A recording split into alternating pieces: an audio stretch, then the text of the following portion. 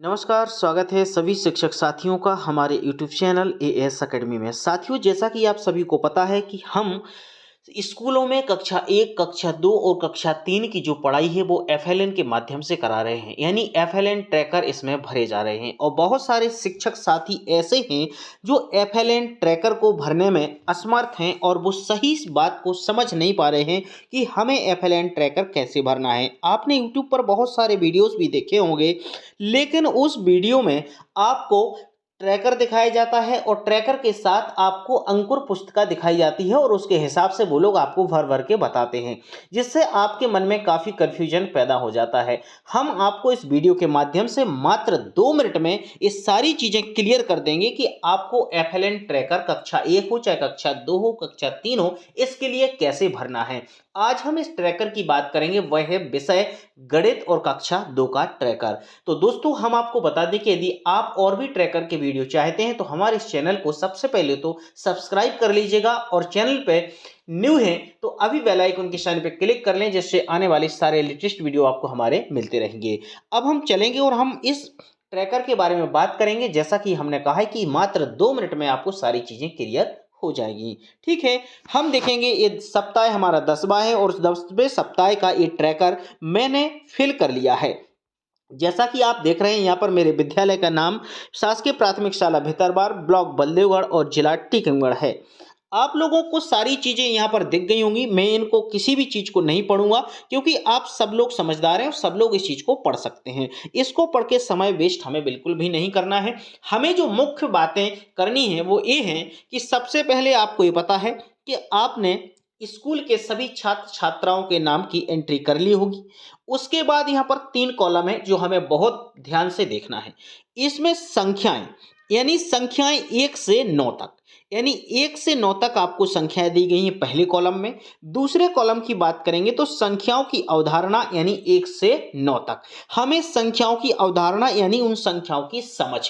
तीसरे कॉलम में है मापन, यानी जो हम मापने वाली चीजें समझते हैं, बच्चों को समझाते हैं, उसके बारे में बात कही गई है।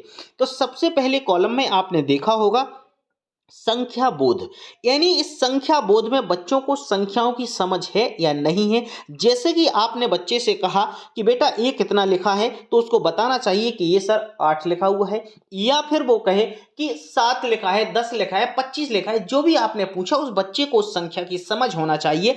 यदि वो बच्चा आपकी संख्याओं को सही तरीके से बता रहा है और मिनिमम वह 2 संख्याओं के सही आंसर दे रहा है, इसका मतलब उसने अपने लक्ष्य की प्राप्ति कर ली है। और आप यहाँ पर अंक, जैसे 2/3 लिखा है, यहाँ पर मैं 3/3 भी लिख सकता था, क्योंकि उस बच्चे की योग्यता, उस बच्चा जैसा सीख रहा है उसके हिसाब से हमें यहाँ पर नंबर फिल करना है। तो आप देख रहे हैं 2/3 जैसे पहले लिखा है, मैंने 3/3 भी लिखा है, 3/3, 3/3, कहीं मैंने इसमें 2/3 भी लिखा होगा, क्योंकि बच्चे का कैसी समझ है इस हिसाब से हमें वो नंबर फिल करना है।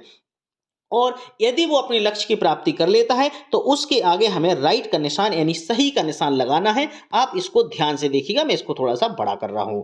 अब हम आगे बात करेंगे संख्या, मान और शून्य की अवधारणा, यानी बच्चे को संख्या के मान और शून्य की अवधारणा यानी उसकी समझ है या नहीं। ऐसी हम बात करेंगे तो उस बच्चे ने सेम कंडीशन यही है कि यहाँ पर 2 है और उसको मिनिमम 2 संख्याओं के आंसर सही देना, यानी 2 प्रश्नों के आंसर सही देना, और 2 आंसर उसने सही दिए, इसका मतलब उसने लक्ष्य की प्राप्ति कर ली है। तो आपको यहाँ पर राइट का निशान लगा देना है। यदि वो बच्चा 2 से 1 देता है, सपोज दैट यहाँ पे 1/3 होता, तो मैं यहाँ पर क्रॉस का साइन लगाता या डैश लगा देता कि इस बच्चे को अभी इंप्रूवमेंट की जरूरत है, हमें यहाँ पर राइट का निशान नहीं लगाना है, क्योंकि इसने अपने लक्ष्य की प्राप्ति नहीं की है। संख्या का नाम, अब यदि आप उस बच्चे से पूछ रहे हैं कि बेटा 1 कितना है, इस संख्या का नाम क्या है, और वो संख्याओं के नाम यदि आपको सही बता रहा है, तो उस हिसाब से आप यहां पर उसके अंक लिखें, यानी मिनिमम उसको 4 तक सही बताना है, और 4 तक वो सही बताता है तो वो अपने लक्ष्य की प्राप्ति कर रहा है, और 4 तक कर रहा है तो उसके बाद आपको सही के निशान लगाना है। यदि वो 3 प्राप्त कर रहा है, 3/5 कर रहा है, इसका मतलब 3/5 में उसको इंप्रूवमेंट की आवश्यकता है। तो आपको ध्यान रखना है इस बात के लिए कि इस ट्रैकर को भरना बिल्कुल आसान है और इसको समझ लीजिए, बाकी कोई इसमें परेशान होने की आवश्यकता नहीं है। अब हम बात करेंगे, उन्होंने कहा ठीक पहले और ठीक बाद और बीच की संख्या। अब यहाँ पर 3 प्रश्न आते हैं। सबसे पहले तो ठीक पहले, यानी पहले मतलब पहले क्वेश्चन में, दूसरा आता है आपका बीच में, यानी यहाँ पर 3 मैंने बॉक्स बनाए हैं, इसमें आप लोग देख रहे हैं ठीक पहले, यानी यहाँ पर मैंने लिखा है 10 और बच्चे से पूछा जाए कि बेटा 10 के पहले क्या आएगा, तो उस बच्चे को ये बताना चाहिए कि यहाँ पर सर 9 आएगा। ठीक है, 10 के इसके बाद करेंगे हम ठीक बाद की। यदि मैंने इसके पहले यहाँ पर लिख दिया 12 यानी 12, अब बच्चे से पूछा जाए कि 12 के बाद क्या आएगा और बच्चा इसका आंसर देता है 13, तो इसका मतलब उसको समझ है। अब हम तीसरी बात करेंगे बीच की। यदि यहाँ पर मैंने 20 लिखा है और यहाँ पर मैंने 22 लिखा है, तो यहाँ पर बच्चे से ये समझना होगा बच्चे को, और बच्चे से हमें पूछना होगा कि बेटा 20 और 22 के बीच में क्या आएगा। तो बच्चा 20 और 22 के बीच में यदि 21 बताता है, इसका मतलब उस बच्चे को ठीक ठीक समझ संख्याओं की यहाँ पर हो गई है कि पहले क्या आता है, बाद में क्या आता है और बीच में क्या आता है। और यदि वो बच्चा इस सारे क्वेश्चनों के आंसर आपके देता है मिनिमम 4 के, तो आपको यहाँ पर 4/6 लिखना है, यानी 4/6 लिख सकते हैं, और इसके बाद मिनिमम 4/6 रहेगा और मैक्सिमम 6/6 रहेगा। यदि 3/6 रहता है तो उसने अभी लक्ष्य की प्राप्ति नहीं की है, उसको इंप्रूवमेंट की जरूरत है। ठीक है, इस वीडियो के बाद आपके मन में कोई भी प्रश्न आए तो मुझे जरूर कमेंट कीजिएगा, मैं पूरी कोशिश करूंगा कि आपके एक एक प्रश्न का जवाब दे सकूं। अब हमने ये तो बात कर ली पहले की, बीच की। अब हम बात करेंगे अधिक और कम। अधिक और कम का मतलब ये है कि यदि सबसे पहले हमें बात करना है बच्चे से कि यदि हमने 25 लिखा है, उससे पूछा जाए बेटा 25 से अधिक और कम। अब ये तो संख्याओं से नहीं हो सकता है, लेकिन यहां पर मैंने कुछ ऐसे वेट बना दिए, कुछ भार रखा, यहां पर 2 kg का रखा, यहां पर 5 kg का रखा। अब हमें ये पता करना होगा कि बेटा इनमें दोनों में कम क्या है और अधिक क्या है। कोई वस्तु भी रख सकते हैं, कुछ अदर मटेरियल भी रख सकते हैं, या उनको हम वजन के हिसाब से भी सिखा सकते हैं बच्चे को। तो हमें यहाँ पर बच्चे को ये बताना है कि कम क्या है और ज्यादा क्या है। बच्चे को यदि कम और ज्यादा की समझ हो गई, इसका मतलब ये बात सही है और बच्चा समझ गया, तो हमें यहाँ पर उसको अंक 2/2 देना है, और 2 में 2 ही रहेगा। इसमें यदि 2/1 रहा, 1/2 रहा, तो इसका मतलब उसको समझ प्रॉपर नहीं हो रही है, इस बात को याद रखिएगा। अब हमें करना है नेक्स्ट संख्या तुलना। संख्या तुलना यानी उसको नंबर्स को हमें कंपेयर करना कि जो संख्या है वो बराबर हैं या नहीं। जैसे मैंने यहाँ पर 22 लिखा, बॉक्स बनाया, और 22 इधर लिखा।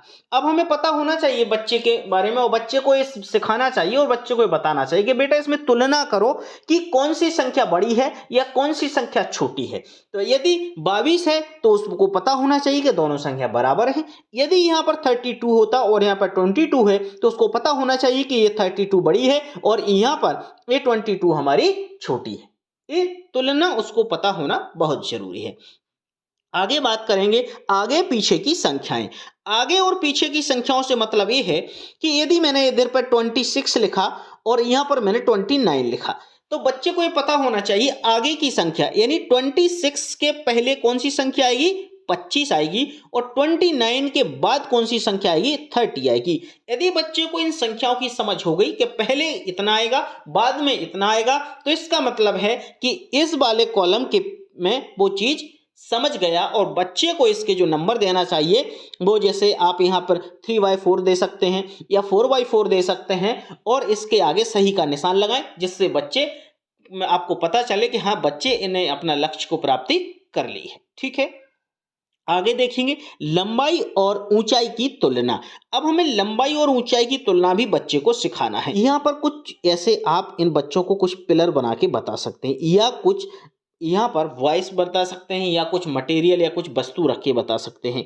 यहाँ पर हम कहें बेटा इसमें लंबाई और ऊंचाई, ये तो हो गई आपको पता है ऊंचाई, और ये हो गई आपकी लंबाई। बच्चों को ऐसे आप सिखा सकते हैं लंबाई के हिसाब से कि यार इसमें ये बताओ सबसे छोटी कौन है, फिर उससे लंबी कौन है, मतलब पहले नंबर पे ये आएगी, दूसरे नंबर पे ये आएगी, या तीसरे नंबर पे ये आएगी, पहले पे ये आएगी, दूसरे पे ये आएगी। ये आपकी ऊंचाई वाली बात हो गई, और ये आपकी लंबाई वाली बात हो गई। तो बच्चे को ऊंचाई और लंबाई की समझ होना बहुत जरूरी है। यदि ये समझ आ गई तो आप यहाँ पर आराम से उस बच्चे को नंबर दे दें और इसके आगे राइट का निशान लगा दें। ये मैं दोनों तरीके से बता रहा हूं कि बच्चे को भी आप समझा सकें और आप खुद भी समझ सकें।